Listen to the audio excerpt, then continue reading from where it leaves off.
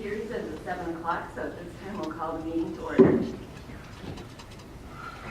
We will begin the evening with the invocation by Director of Finance, Janine Jewell, followed by the Pledge of Allegiance.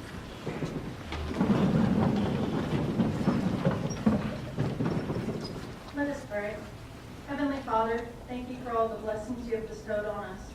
Thank you for being with us in all of our joys and sorrows, and for your comfort in our sadness and companionship in our loneliness.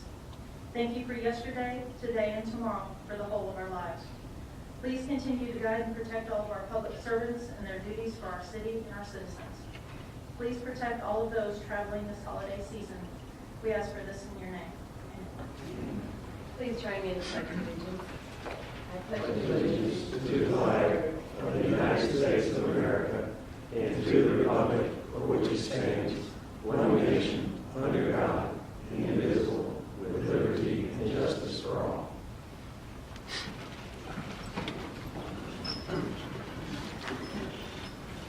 First, we start with the fun thing, and that's recognizing our Employee of the Month for December. And it is my honor to call up Scotty Bowman and Ms. Linda Hartzell-Shelton, who will talk about Scotty in glowing terms.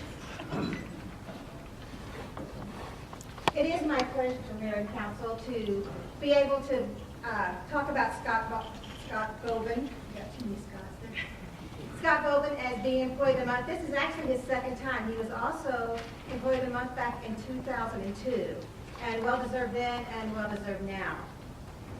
Scott helped us get through a little time this summer. We had our big improvement project, which we closed the course down for 3 months. In that time, we resurfaced our greens, rebuilt our bunkers, and did a lot of other little projects that Scott took ownership of.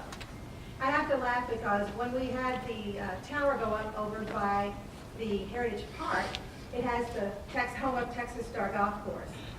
Scott had told me one time that his son Shane had said, "That's the course my daddy owns."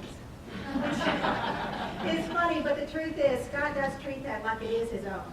There are very few people who would do what he did this summer to get us through and get us open by October. He was there before the sun went up and before the sun went down, and more than just 5 days a week. And I cannot tell you what his ownership, or taking that ownership, did for us. When we opened up in October, we had glowing reviews. We actually got the best rating from Average Golfer that we'd ever gotten. So I must give him all the praise for that. Scott has done that, not just in this project, but throughout his whole career with us. He has done, shown ownership, taken pride in everything he did, and I cannot tell you how much I appreciate that and how well deserving he is of this honor.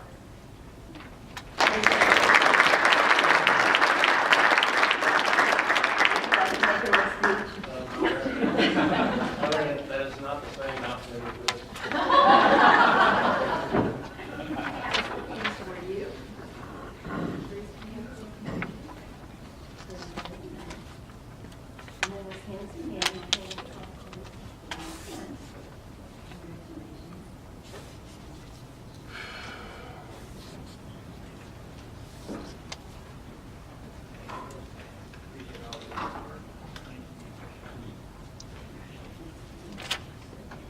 Mayor, if you don't mind, as Scott goes down the dais, Linda, if you'd like to, maybe some of the people in the audience don't understand what an Avid Golfer magazine is and how important that rating really was. So the next time you have a chance, you might share more about that. It's just a glowing remarks in that magazine.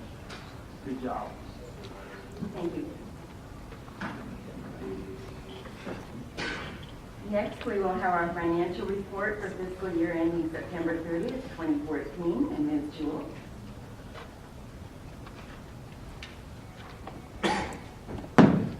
Thank you, Mayor. Mayor, Council, and citizens. The financial report, fiscal year ended September 30th, 2014. This is unaudited year-end. Okay.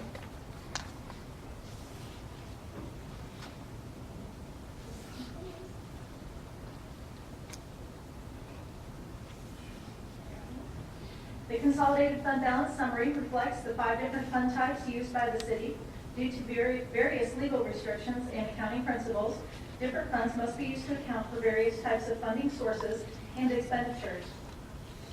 The most basic fund type is governmental operating and debt service funds. Resources allocated to these funds are used to pay for basic services, including parks and recreation, library services, street maintenance, and police and fire protection. The major revenue sources for these operations include property taxes, sales taxes, franchise fees, court revenues, car rental taxes, occupancy taxes, and grant revenues. Proprietary funds.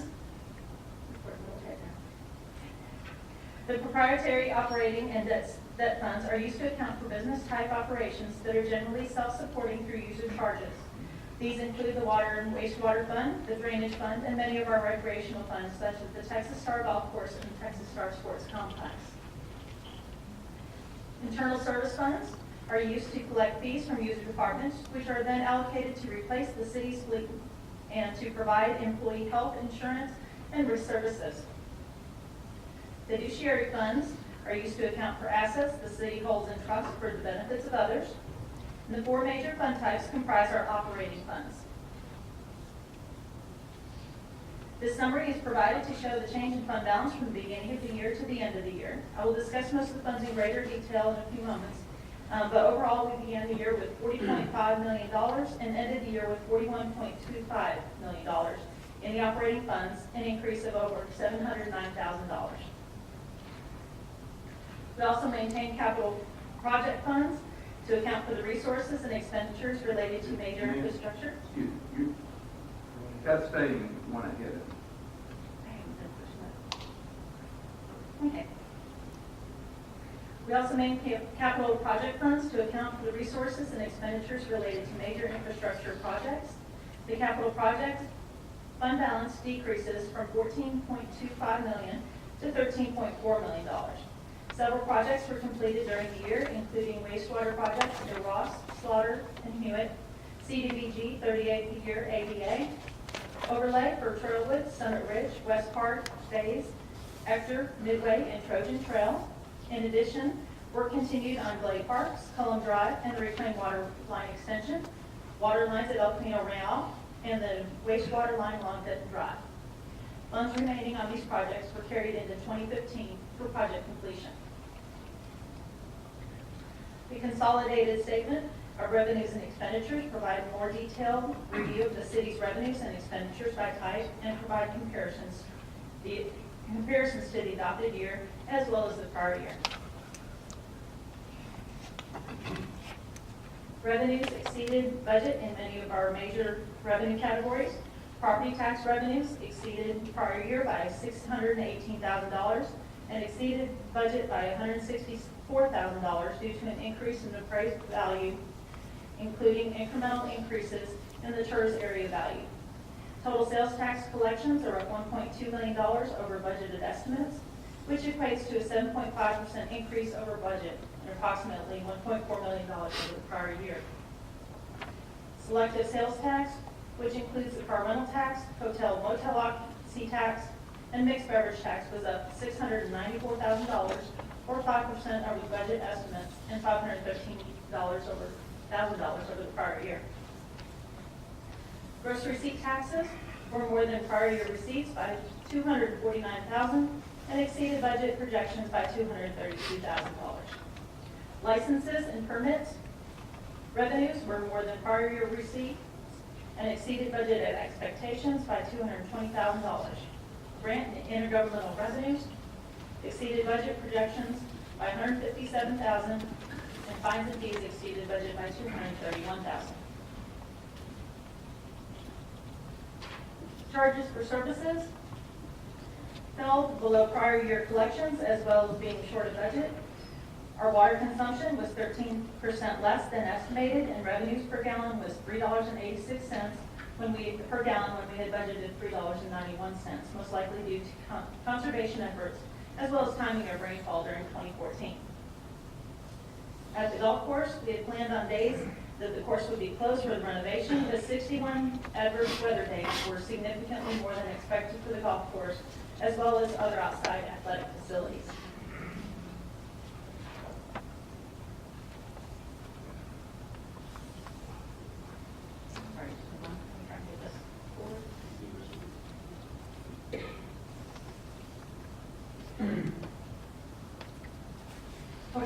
Operating revenues ended the year at $101 million, which is $3.2 million, or almost 3.3% better than budgeted. In addition to the increase in revenues, the city realized savings in almost every expenditure category, including salaries and benefits, utilities, contingencies, insurance, supplies, and capital. Maintenance expenses exceeded budget due to an increase in needs of various city buildings. Rebates and incentives exceeded budget due to increased revenues relating to these agreements. Operating transfers were greater than expected also due to the decreased consumption and revenues in the water and wastewater fund that required a transfer from the rate stabilization fund. Operating expenses ended the year at $100.7 million, which is $4.6 million, or 4.42% less than budgeted. In addition to our consolidated review, we will provide a brief overview of some of our largest funds, beginning with the general fund. This graph shows that the majority of general fund revenues come from property taxes and sales tax, which make up 60% of the general fund revenue. For a few years, the property tax revenues made up the majority of the revenue in the general fund. However, with the improvements in sales tax for fiscal year 2012 and 2013, sales tax have been making up 30% of the total revenues, and it got to 31% for 2014. The general fund ended the year at 104.3% of expected revenues, which is almost $1.5 million more than budgeted.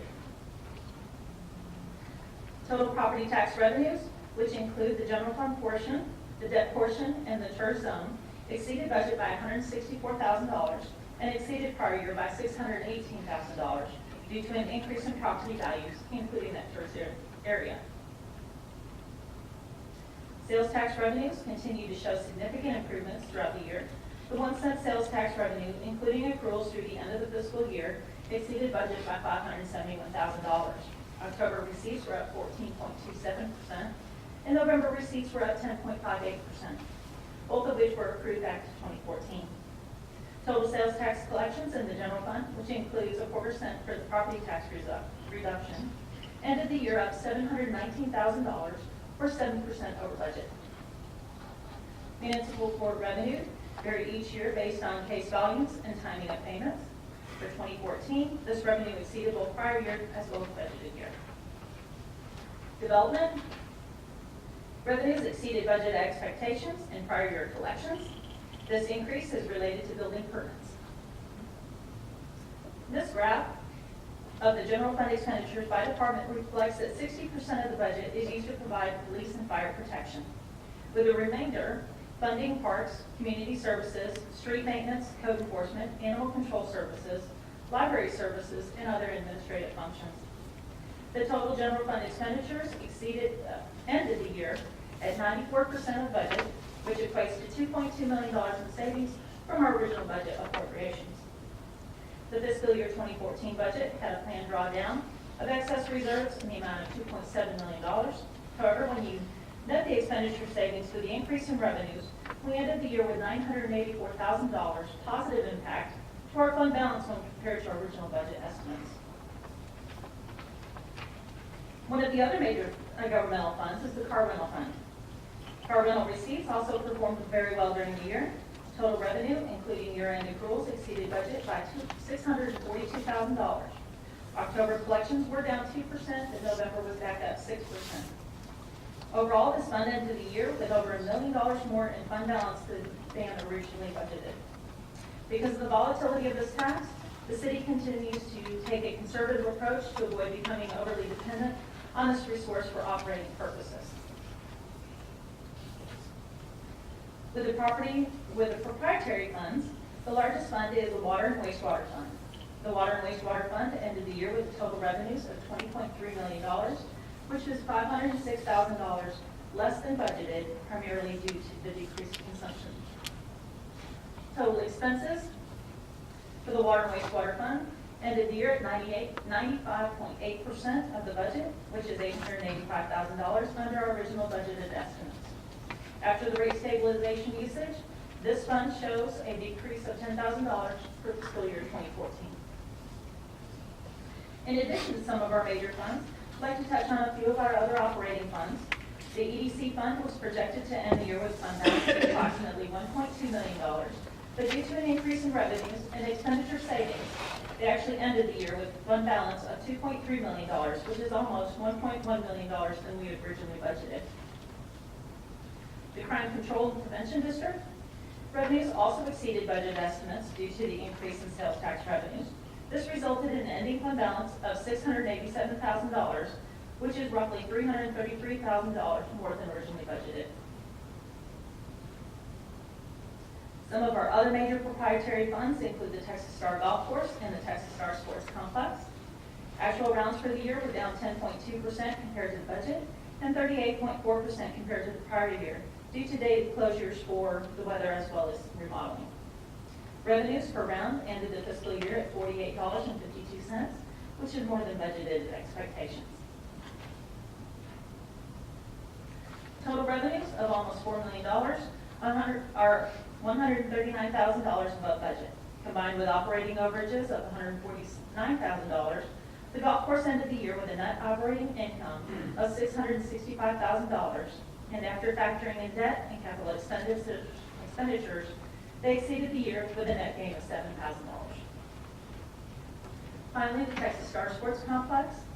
It ended the year with revenues of $1.5 million, which was $37,000 above expectations.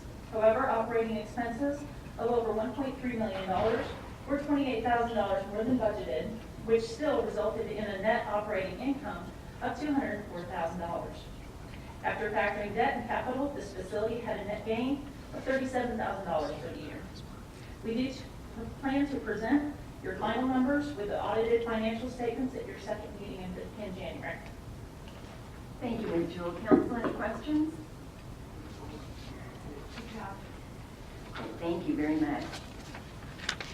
Next, we'll move on to our consent agenda, and I'll ask Ms. Getchell to address those issues. Mayor and Council, item number 3 is to consider renewal of bid number 003-14 with ABM Services for HVAC system comprehensive maintenance. This is the first extension of this bid and is for a 1-year period and would cover the full cost of the HVAC system on 5 city facilities. This includes basically the preventative maintenance that's required for all of these systems. The estimated cost is $54,492, which is under budget. Item number 4 is to consider authorizing the purchase of audiovisual equipment for the city council chambers. The recommended vendor is Atlantic Communications. I do want to point out that on the agenda it referenced an incorrect purchasing consortium. It should have stated that this was TCPN rather than TIPS TAPS, and those are simply purchasing cooperatives that the city can go through to get better pricing on this type of equipment. The estimated cost of this new equipment is $90,000, and that is under budget. Item number 5 is to consider authorizing the city manager to negotiate and execute an architectural services contract, and this was pursuant to RFQ number 015-14, and that is recommended to Oxley Williams Tharp Architects for the remodel of the development and engineering building. The selection was based on a review of 7 proposals, and they're recommended based on being the highest qualified provider using the proposal criteria. This authorization would allow the city manager to move forward with negotiating and executing a contract for these services. And item number 6 is to consider approval of the city council minutes of November the 11th, 2014. Thank you. Any questions, council? Mayor, I would move approval. Thank you. Second. Thank you. The motion was made by Councilmember Stenberg and seconded by Councilmember Bynum. Please cast your votes.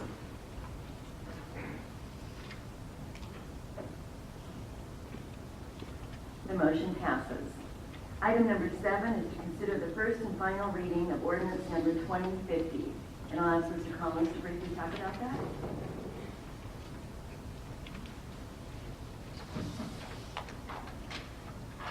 Thank you very much, Mayor.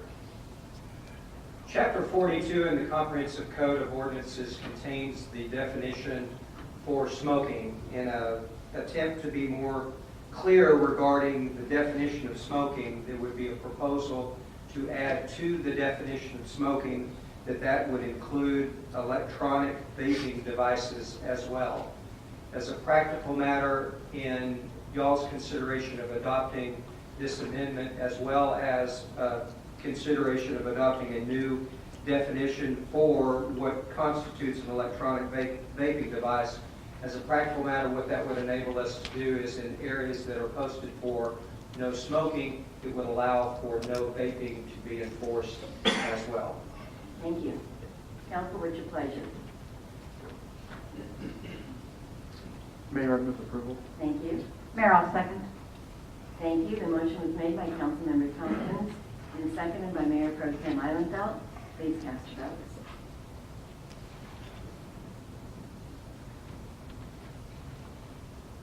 The motion passes. Item number 8 is to consider a site plan number 14-15-ST. And once again, Mr. Collins gets the floor this evening. Thank you very much, Mayor.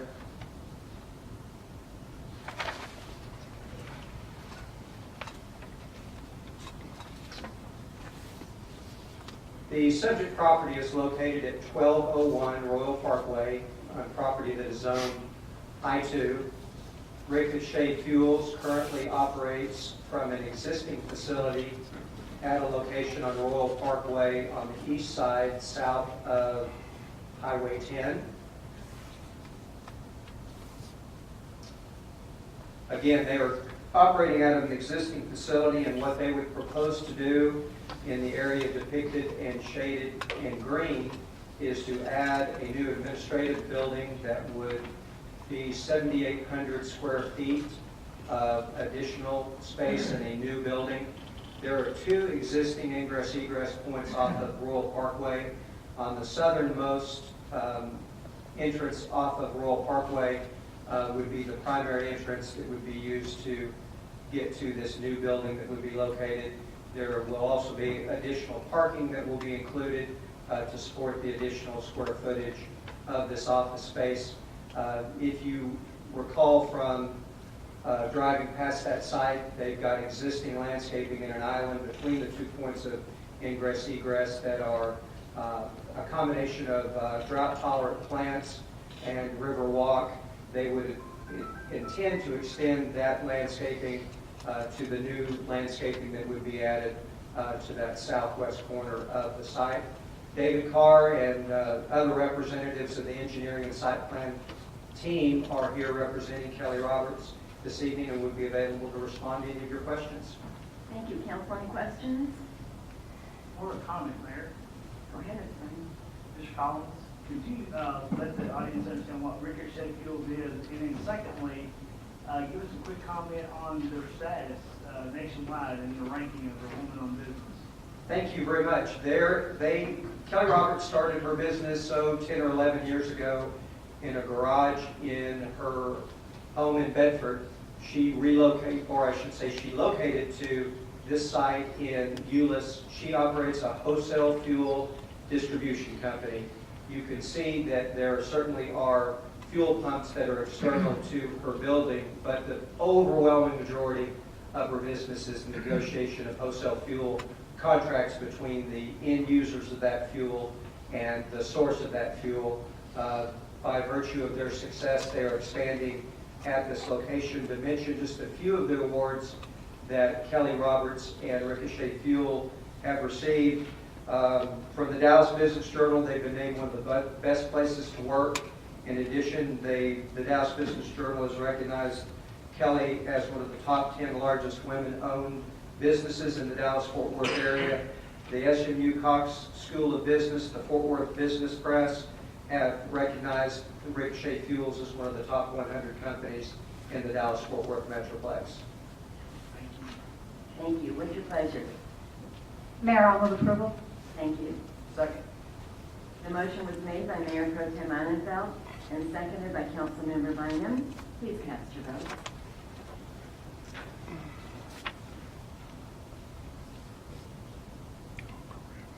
The motion passes, and we appreciate Ms. Roberts and Ricochet Fuel.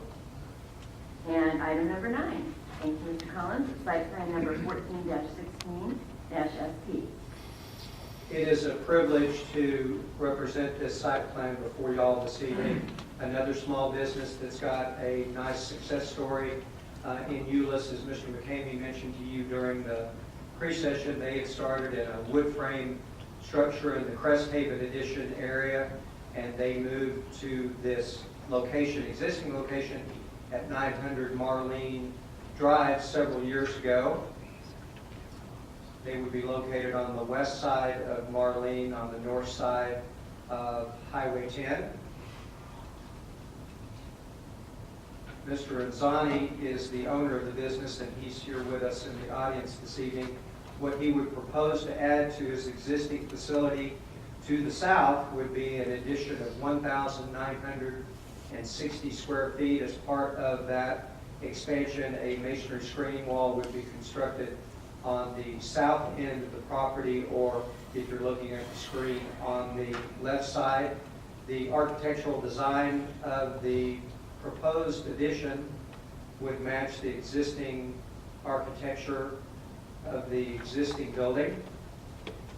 And when we advance to the next picture, we purposely showed you a picture that showed a truck full of materials, and to the far left, some other materials. Due to the success of his business, he has outgrown his existing space. He needs that additional warehouse space so that the materials that you might see being stored temporarily, not overnight, on the outside can be placed in the warehouse. Again, Mr. Rosati is here with us this evening and would be available to respond to any of your questions. Thank you. Council, any questions or comments? Mayor, I'm not going to pass up on it. Just another example of quality yields business. Don't you agree, Mayor? I would move for approval. Thank you. Second. The motion was made by Councilmember Bynum and seconded by Councilmember Stiniford. Please cast your votes.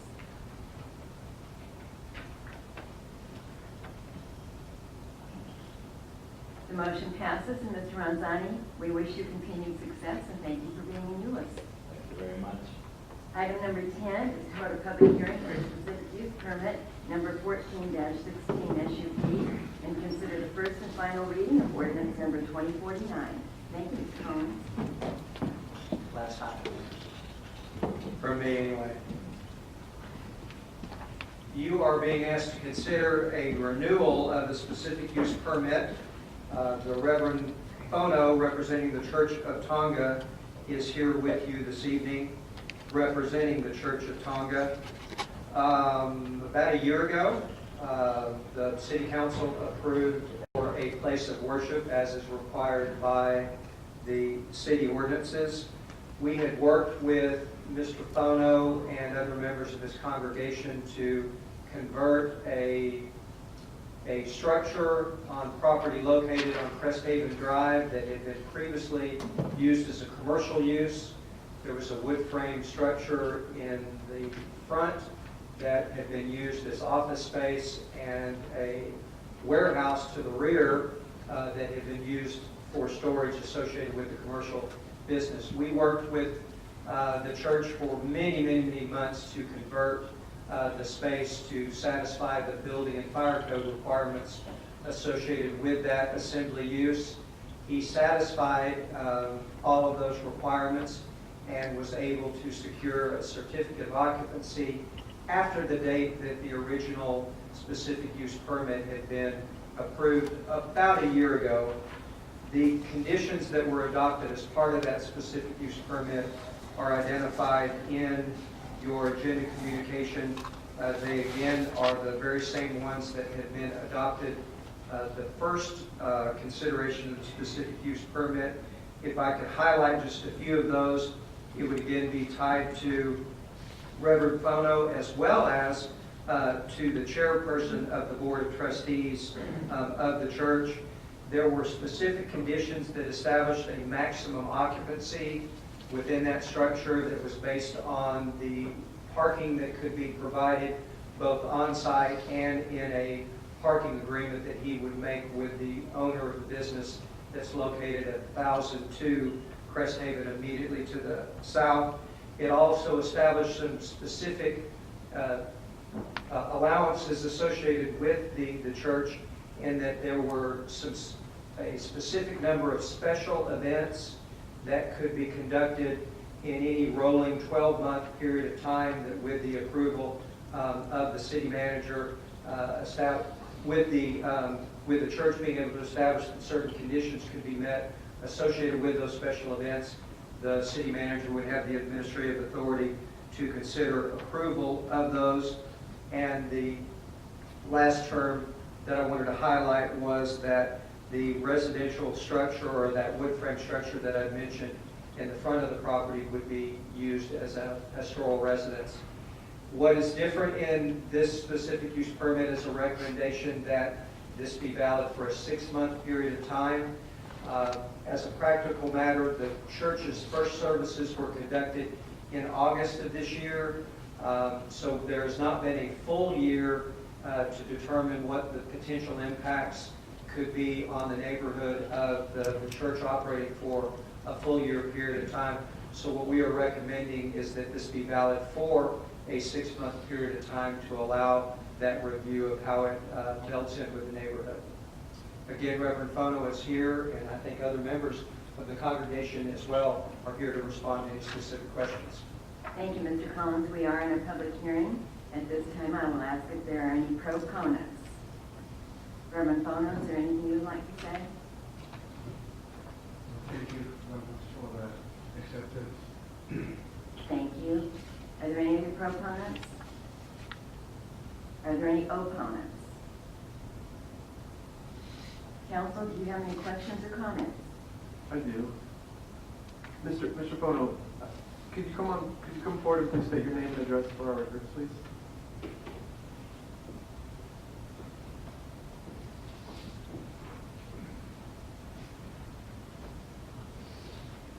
My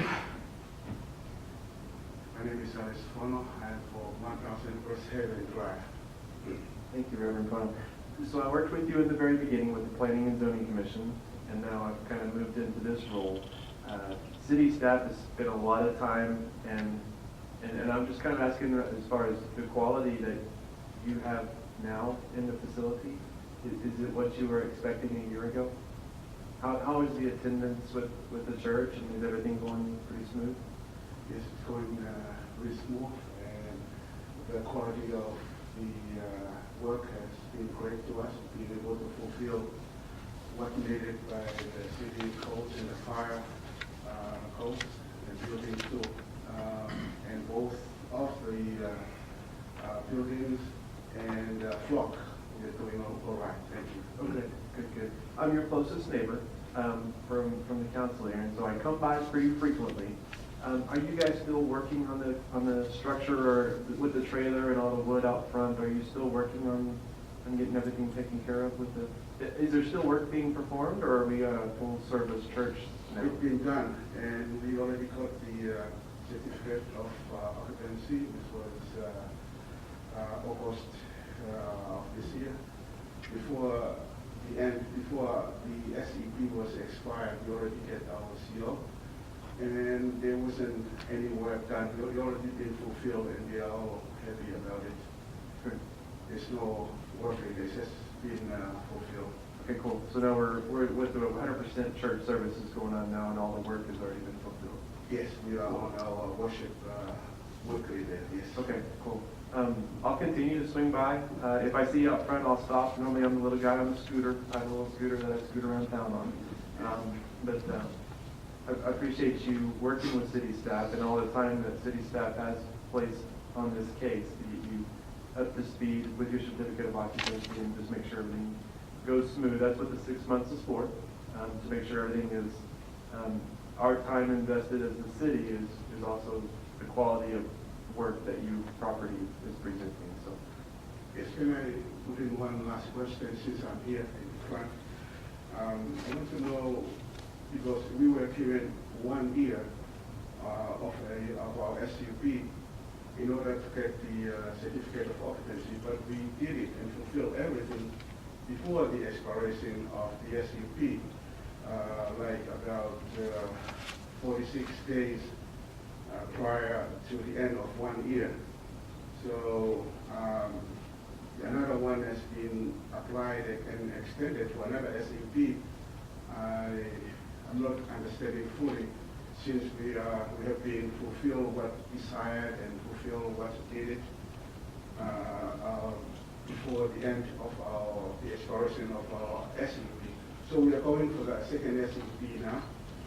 So I just want a little bit clearance on that, please. If I could, just, oh, go ahead, no.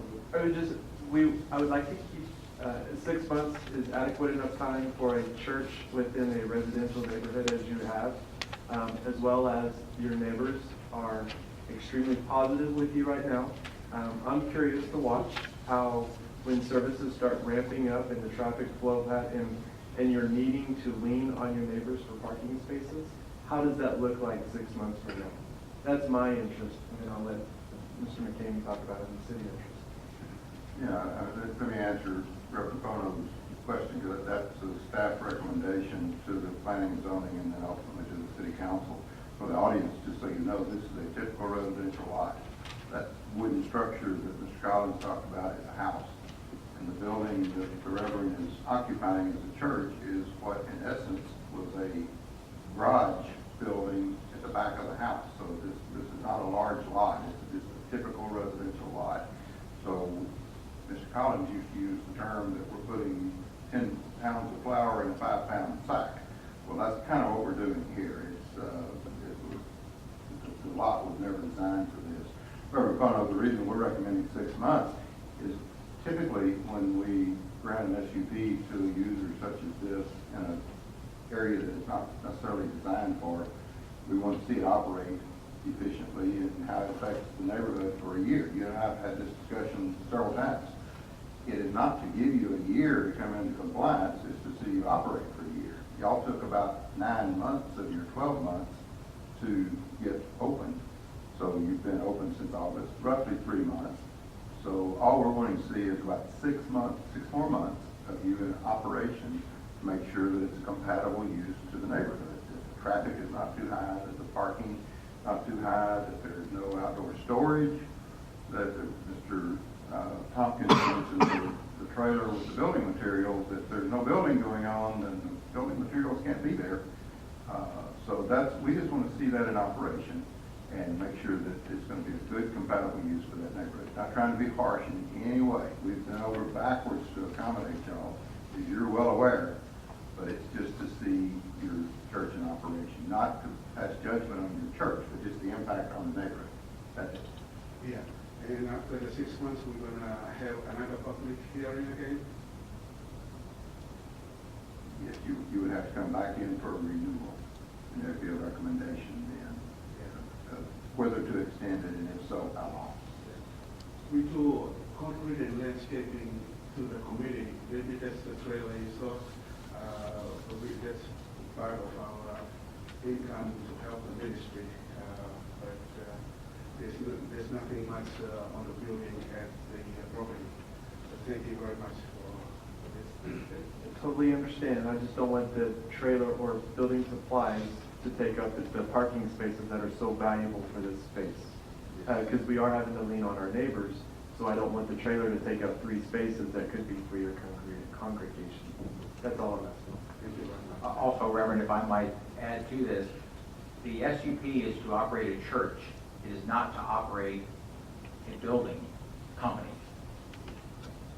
You cannot be operating a business out of an operation where you have an SUP to run a church.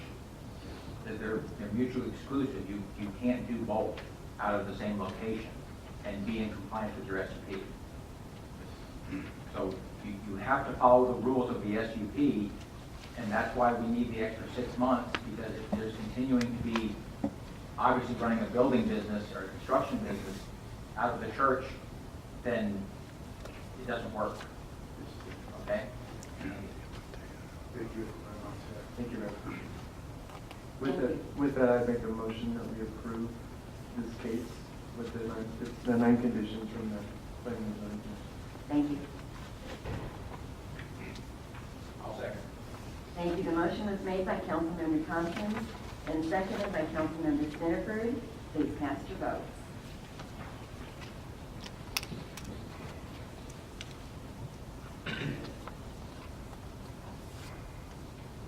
Mayor Bono, you've been approved. We hope to see you in 6 months with all the conditions that you've agreed to and live by. Thank you. Item number 11 is to hold a public hearing to receive public input on the City of North Americans with a Disability Act transition plan. At this time, I'll open the public hearing and I'll ask Ms. Gitchell to talk to us. Mayor and Council, the Americans with Disability Act mandates that we provide equal opportunity for individuals with disabilities. If I could ask you to advance that for me. It prohibits discrimination in access to jobs, public accommodation, and governmental services, to include all of our programs, our services, our activities, and our facilities. It also includes public transportation and telecommunications. The city has established an ADA committee. It has liaisons from each department that works with our city's ADA coordinator to address the ADA requirements and issues. One of the components of their work was to develop a transition plan. And a transition plan is a self-assessment of any barriers that currently exist in the city, and it's a plan of how we go about correcting those issues. It also includes a grievance procedure that citizens can use if they have an issue. It lists the barriers that we have currently identified. It has an action plan on how we would go about correcting those items. It has a list of things that have already been done by the various departments to correct issues that they did identify. It also includes a list of the sidewalks and curb ramps within the city that have been improved, and it also has a listing of the sidewalk and curb ramps that still need to be improved. This plan is intended to be fluid. It will require periodic updates. We know that it is not a static plan, and it will change as additional issues are identified. This plan is available on the city's website for citizens' review, and the purpose of tonight's hearing is to receive input from the public on any other areas that may need to be addressed. We would hope to be able to bring the final plan for consideration by December the 9th. And once you adopt a plan, we would use that as our guide in the future to make improvements on an annual basis. We know that this will be a multi-year effort, and we know that priorities will certainly change. But this guide will keep us on track with making continuous improvements towards becoming fully accessible. We have received a few comments by email. We will be working over the course of the next 2 weeks to review those comments that we received from the public and incorporate any of those items into the plan before we bring it for your consideration, along with any that we might receive tonight. Thank you, Ms. Gitchell. We are in a public hearing. Do we have any proponents? Do we have any opponents? At this time, I'll close the public hearing, and there is no further action needed on this item. 12 is to consider the appointment of board of directors for the tax increment reinvestment zone number 3, which is a committee of council members and representatives from Tarrant County and the hospital board, and those seats come up for renewal every 2 years. So at this time, I will ask if there is a motion to nominate the members.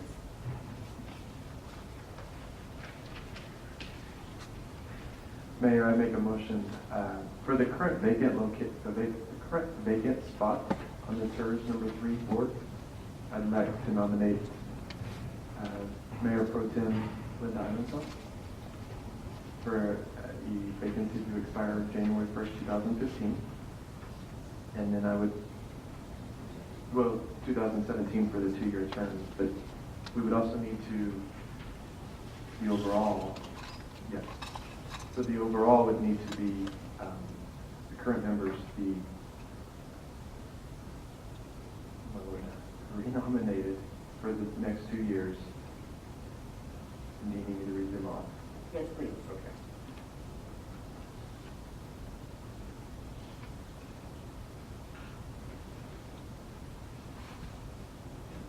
There.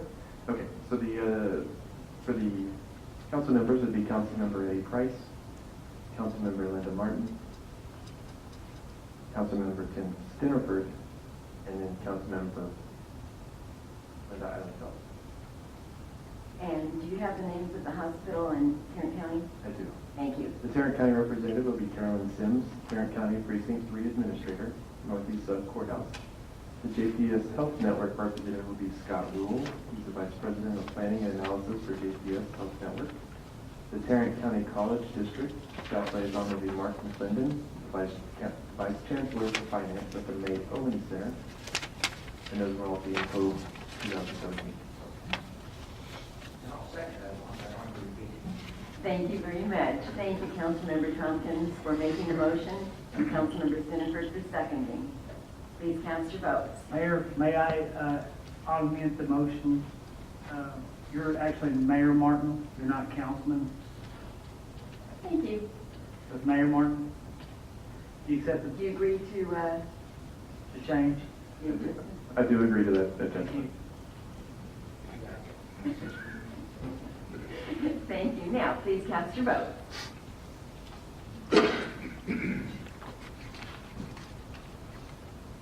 The motion passes. Come to the time this evening, time for public comments. Is there anyone that would like to make a public comment? Yes, Mr. Easton.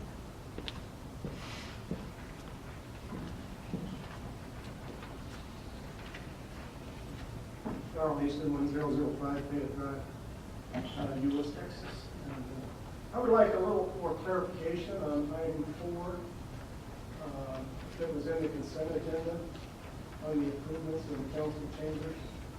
On the online agenda, at the end of it, it comes up, it talks about improvement of the presentation in the council chambers as well as viewing on the cable channel. And so I'd like a little more clarification on, is it going to be live on the cable channel? Is it going to be archived to view it at different times on the cable channel? Are we going to have the video as well on the internet website as we do now with the presentation on it? I thought we might have a little more clarification regarding that part of the upgrade. Mr. McKinney, would you answer? I can tell you what I know. The decision of whether to broadcast it live has not yet been made. In January, the Flaggett company will have live in here the equipment to provide the video, the audio, and the recording capability for the meetings. The capability will be there for the live broadcast. There has not yet been there's a decision point there that's not been made yet. Then this item 4, which provides the video capability that will enhance that. To answer your question about the archiving, and bear in mind, I am not a technical person, so our technical people may have to answer this. I don't think the ability to archive and look at archives on the cable channel will ever exist. You will be able to do it on the website, and I don't think any other city has that because, I mean, the cable channel is just a TV channel. Well, I understand that. Interactive, so I may be wrong there. Well, I was asking about the archiving. Yeah, the archiving will be online through our website, and it's pretty impressive. It's the same thing that you might find at Hearst and Grapevine, where you can actually go to an item and click on that item, and it will bring up the video and the audio of that item. We had a resolution earlier in the year for that equipment, is that right? Yeah, that contract has been let, and actually, all of this will occur after the December the 9th meeting, which is the last meeting of the year. So we got about 5 weeks there, and all that capability will be provided during that time if things go according to plan. So every capability will be there. And then sometime after the first year, we need as a staff a period of time to evaluate the technical capabilities, and then the city council will have the opportunity to direct us to put it live. That it is technically capable once it's installed. So based on all that information, I owe you all a very big thank you. Thank you. Thank you very much, Mr. Easton. Are there any other public comments? Mr. City Attorney, do you have a report this evening? Thank you. Mr. McKinney? No, ma'am. Council? No reports? Well, a couple of quick reminders of what's going on. As we all know, we're in the middle of a special election to be held on December 9th. Early voting has started and is ongoing. We do know that as of yesterday, poll closing, we had 139 people vote, and as of about 4:30 this afternoon, we had 111. So we have approximately 250 people who have already early voted. And I know we do have two of our candidates here this evening. Mr. Brown is not here. However, Mr. Easton is here, and you just met Mr. Easton at the podium. And Mr. Harry Zimmer is here. Mr. Zimmer, if you would stand up, please. Thank you. I would urge you all to get out and vote. It's very important to your community and to all of us. Just a reminder, November 27th and 28th, the city offices will be closed. December 6th is our big Christmas parade, and just a quick reminder of the Christmas parade, the route has changed a bit this year. Instead of starting from the east and going west, the parade will begin at 6:30 at the Trinity High School parking lot and end at the Lewis Family Life Center. So it's a little bit shorter route, but it's going to be a fantastic parade. I know Mr. McDonald's been working very hard on it. Thank you. December 8th at the library, come and hear Flutasia. It's a beautiful group of flutes. I've heard them before, and Mr. Compton has heard them before too, and we really enjoyed it. So come and see that happen. Want to wish everyone a happy and safe Thanksgiving. We have so much in this city and in this country to be thankful for. At this time, we'll adjourn the meeting and council will reconvene in Mayor, closed session. may I interrupt you right quick? Yes. Do we need to consider the last council minutes, item 6? Do we need to vote on that? I'm sorry.